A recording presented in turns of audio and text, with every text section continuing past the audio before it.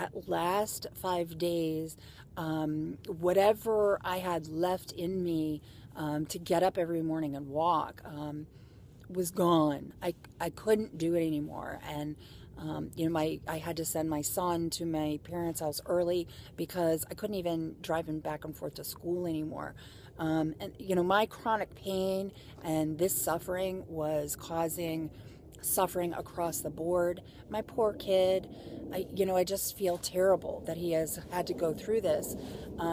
So after the surgery, I'm telling you, 2 days, I had some visitors and I didn't have any pain. I didn't have the nerve pain. I didn't have any pain in my back from the disc where it had herniated. The doctor came in and said that he had never seen in all of his 17 years of practicing, and this is what he does, is primarily this kind of surgery. He said he had never seen a herniation so large and just crushing those poor nerves.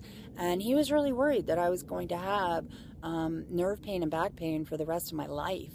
And I'm telling you, I didn't at day 2. I was better day 3.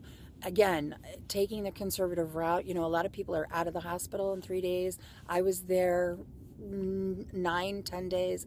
That was really out of choice, so I don't want to scare anybody about that, but I needed to be there and I needed to get better. I was getting some rehabilitation while I was there, but already I was doing laps around the hospital like nobody's business.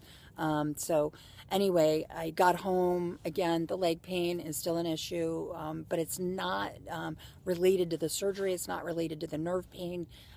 This is just, I don't know, according to my doctor, when I went and saw him at the 6-week follow-up, is something that his patients complain about. So I'll do some research on that and keep going, but it hasn't prevented me from walking. It just, it makes my mornings kind of miserable at the moment. But, if, like I said, so a week ago, my father and I go for a drive. He, other than my walking, doesn't really like me out of the neighborhood.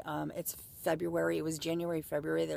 We've had lots of snow and then no snow, but lots of ice storms and all kinds of stuff going on. And he didn't really want me out of the neighborhood. So the first time I go out, I'm in the car with him and we get broadside. We're not even out of the neighborhood. We're about 1 block away from being out of the neighborhood.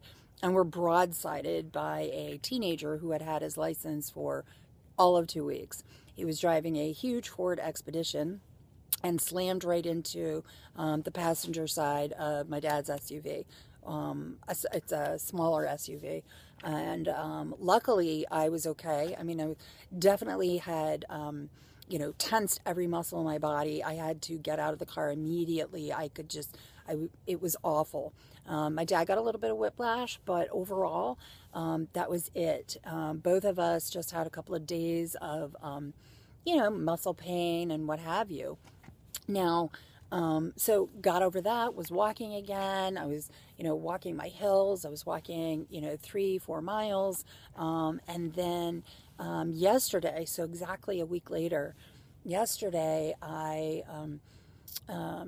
so at my 8th week, which was last Tuesday, my doctor said, okay, driving's okay, but let's gradually do it like you do everything else. You don't get out and start walking 3 miles. You work your way up to it.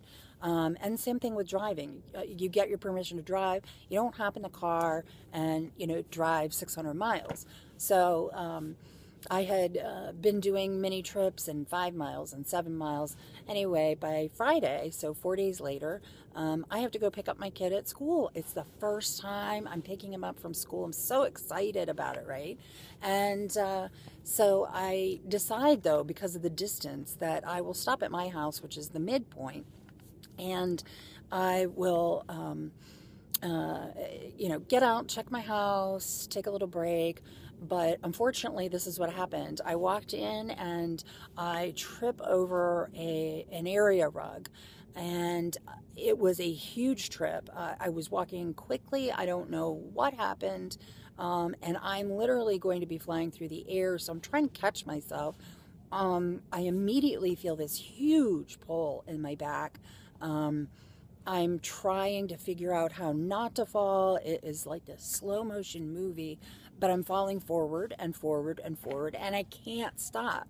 When I realize I am going to go down, I kind of put out my hands. I'm hoping that maybe I'll just fall flat on my hands and knees if I can control it at all. How ridiculous. Of course I couldn't control it.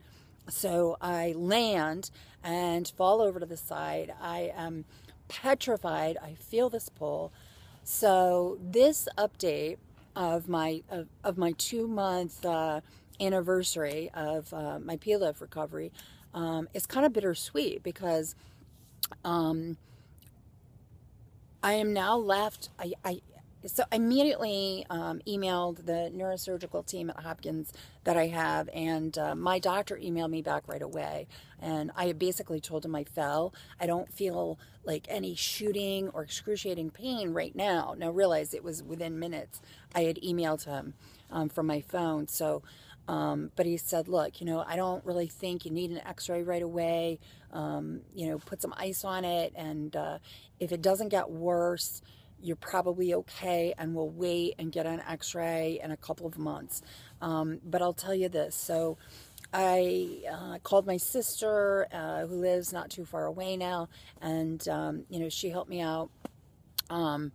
I get home, and, my mom's birthday is today, and, at the end of the day, my dad would like me to be very conservative and stay at home and take things so gradually on the front end and be sure, because I have a lot invested. It's not an easy decision to make, to have, a fusion, and, it's not like having a tonsillectomy. I had a tonsillectomy like 4 years. I guess I was 40. Yeah, I was 40.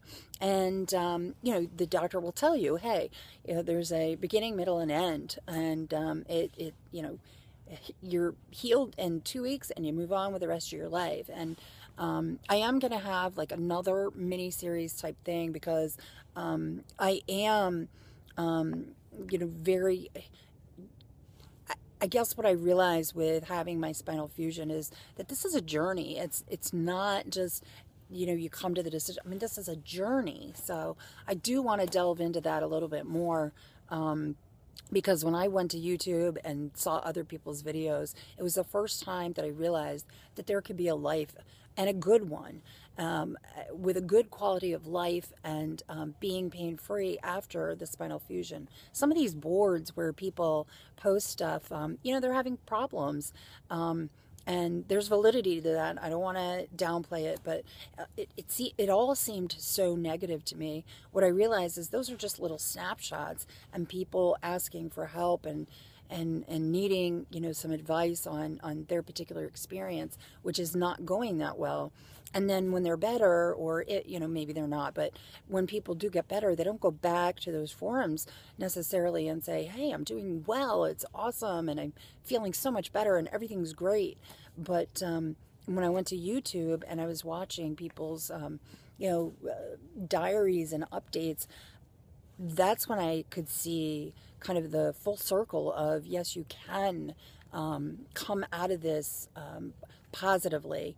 And so one of the things that I wanted to do myself is have those video diaries and post up, because, kind of in the pay it forward.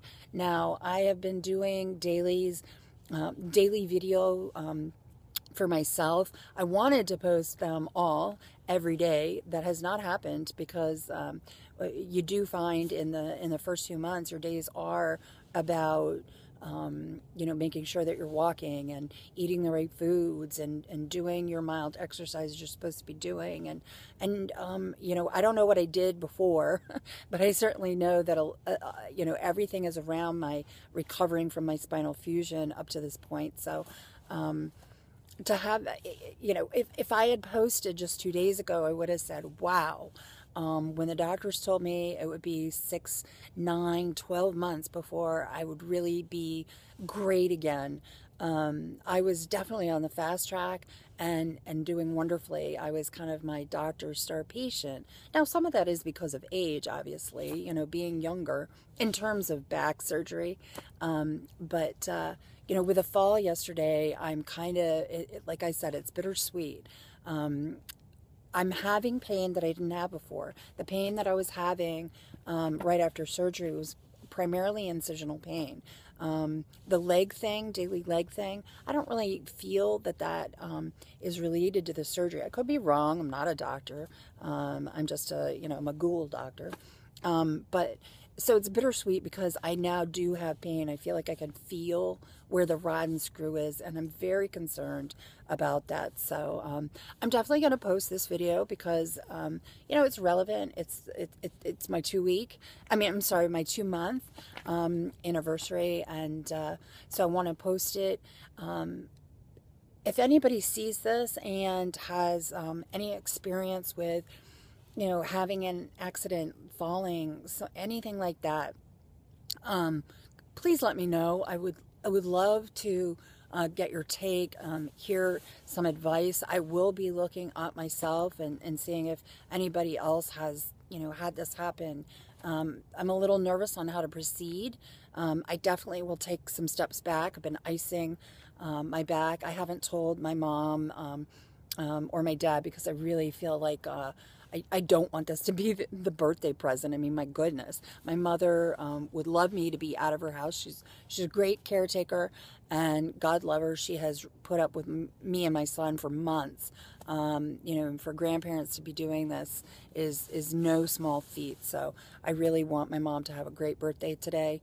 But anyway, so I'm going to go ahead and wrap this up because I have a birthday cake to frost. I'm trying to do everything without wincing. Unfortunately, I do need to take my medication again.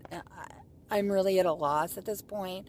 I'm kind of forging forward and pretending like it's not there, but it is. And I'm nervous. So anyway, I will probably post again soon. And like I said, I have all those videos, my daily videos. I thought I might post them anyway. I don't know if anybody else is interested other than myself, but if you are, let me know and I'll post them. It's a difficult decision to make, and the more information you have, the better anyway. So I hope everybody has a great day. Take care. Thanks for listening.